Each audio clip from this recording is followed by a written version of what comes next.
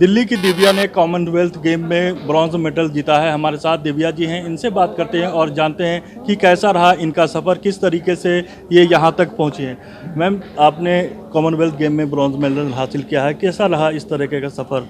बहुत कठिन भरा था और सबको पता ही ज़्यादातर मेरी स्टोरी की मेरे पिताजी जांग लंगोट बेचते थे और मैं दंगलों में जाके कुश्ती लड़ती थी। मेरी माता ने, मेरी मम्मी ने जांग लंगोट बनाया रात रात को, और मेरा भाई भी पहलवानी करता था, पर फिर भी वो मुझे अखाड़े लेके जाता था।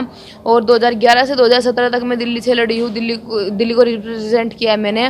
और 2017 के लास्ट में मैंने यूपी से लड़ना स्टार्ट किया और यूपी ने मुझे इतना प्रोत्साहन दिया है। 2019 में उन्होंने मुझे लक्ष्मी बाई अवार्ड दिया, 2020 में उन्होंने मुझे 20,000 की राशि आजीवन करी है मेरे लिए, और उन्होंने मुझे अब 50 लाख की नाम राशि और उन्होंने मुझे रजिस्टर्ड ऑफिसर की नौकरी की घोषणा करी है। कॉमनवेल्थ गेम जीतने के बाद आपकी कुछ नाराज़गी सामने आई है दिल्ली सरकार को लेकर, क्या नाराज़गी है आपकी? यही नाराजगी है कि जब हम देश के लिए लड़ते हैं तो आपका हमारे लिए फ़र्ज है कि आप देश के बच्चों को नाराज़ ना करें, जो उनका हक है वो उनको दे, उनको मांगना ना पड़े कि सबको ये लगे कि मैं उनसे मांग रही हूँ या मैं किसी से भीख मांग रही हूँ। मैं सिर्फ अपना हक मांग रही हूँ, और हक भी मुझे इस तरह मांगना पड़ रहा है कि मुझे राजनीतिक दल में घुसाया जा रहा है। ये बोल रहे हैं कि मैं राजनीतिक मुद्दा उठा रही हूँ, पर लेकिन मैं ना तो मुझे राजनीति आती है और ना ही मैं करना चाहती हूँ। मैं सिर्फ अपनी पहलवानी करना चाहती हूँ और दिल्ली सरकार से सिर्फ यही बोलना चाहती हूँ, जो मेरा हक है आप वो मुझे दे।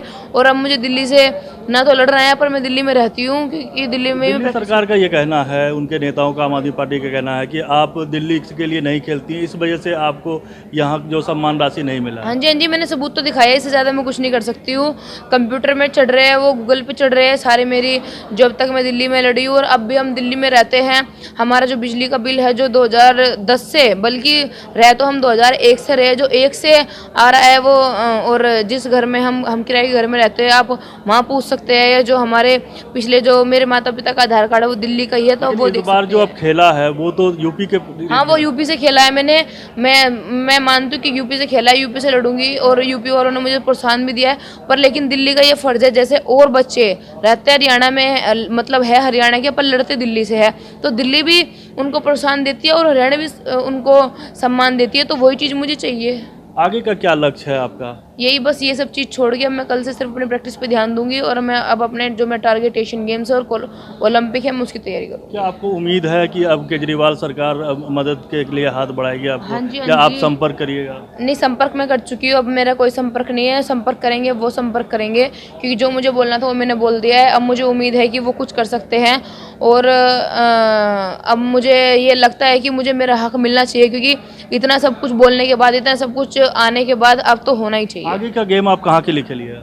ये अभी नेशनल्स वगैरह है, नेशनल गेम्स वगैरह है, और अगले साल एशियन गेम्स है, और फिर 2024 में ओलंपिक गेम्स है, उसकी तैयारी करूँगी। तो ये है दिव्या, इनका कहना है कि नाराज़गी है इनकी केजरीवाल सरकार से। इनका कहना है कि जो हक अन्य खिलाड़ियों को मिल रहा है उसे भी मिलना चाहिए, उन्हें भी मिलना चाहिए। इनका कहना है कि इन सब से आगे बढ़कर अब ये जो आगे की जो ओलंपिक है और एशियन गेम है उस पर अपना ध्यान केंद्रित करेंगे। है हमारे साथ उनके पिता हैं, इनसे बात करते हैं किस तरीके से दिव्या और उनका ये संघर्ष रहा कि उनकी बेटी अंतर्राष्ट्रीय लेवल पर भारत का नाम रोशन कर पाई हैं। सर, किस तरीके से आप लोग का संघर्ष रहा जो दिव्या आज इतने बड़े मुकाम तक पहुंची है? भाई, हमारे कोई खेती नहीं, कुछ नहीं, हम तो मजदूर आदमी हैं। दिल्ली में आए थे 2000 में, और जब से दिल्ली के ही होकर रह गए और आज तक दिल्ली में ही रह रहे हैं। और दिव्या ने कुश्ती चालू कर दी। हम भी पहलवानी करते थे, गांव में करते थे, फिर दिल्ली भी करी हमने। कोई अच्छे पहलवान तो नहीं बन पड़े, नेशनल प्लेयर तो नहीं हुए, तो जैसे गांव के नॉर्मल से पहलवान ऐसे ही रह गए। पर हमारे अंदर एक इच्छा थी कि हम अपने बच्चों को रोएं, तो पहलवानी शुरू करवाई। आमदनी का इतना स्रोत है नहीं था, मेहनत मजदूरी करके अपने बच्चों को यहाँ तक करा। पर यह नहीं पता था कि भाई आज इतने बड़े लेवल पे मेडल ला के और बच्चों को सम्मान नहीं मिलने का। उस बात का थोड़ा सा दुख हुआ। सारी खुशी हुई, बहुत बड़ी खुशी हुई कि भाई यूपी सरकार ने भी 50 लाख की घोषणा कर दी, गजेटेड अफसर की नौकरी की घोषणा कर दी, रेलवे भी अलग देगा। पर दिल्ली ने कुछ भी घोषणा नहीं करी और ना कुछ कहा। उस बात का हमें ये दर्द छलक रहा। इस वजह से आखिर क्या वजह है कि दिल्ली सरकार ने आपको मदद नहीं की? दिल्ली सरकार का ये भी कहना है कि दिव्या दिल्ली से नहीं खेलती है, यूपी से खेलती है, शायद इस वजह से उसे मदद नहीं मिल पाई। क्या आपको लगता है कि ये वजह है? नहीं, असलियत में क्या है कि उनके जो भाई सलाहकार हैं ना, उन्होंने सही रिपोर्ट नहीं दी। दिव्या 2011 से 17 तक दिल्ली तक खेल ली और यूपी से तो केवल वह 2 साल खेल ली है। उसके बाद वह रेलवे से खेल ली है, दिल्ली में ही है, दिल्ली की बेटी है। पर कभी जो है मुख्यमंत्री ने उसे कभी दिल्ली की बेटी नहीं कहा। तो आपको लगता है कि दिल्ली में रहने की वजह से, क्या आपको लगता है कि कुछ और खिलाड़ी हैं जो दिल्ली में रहकर किसी और जगह से खेलते हैं, उनको सम्मान मिला है और दिव्या को नहीं मिल पाया? नहीं बतागा ऐसे कि भाई मान लिया और खिलाड़ियों को जो है भाई मतलब वो सम्मान मिला है या जैसे भाई बाहर के हैं उन्हें वो कर रहा है, पर ये तो दिल्ली की है।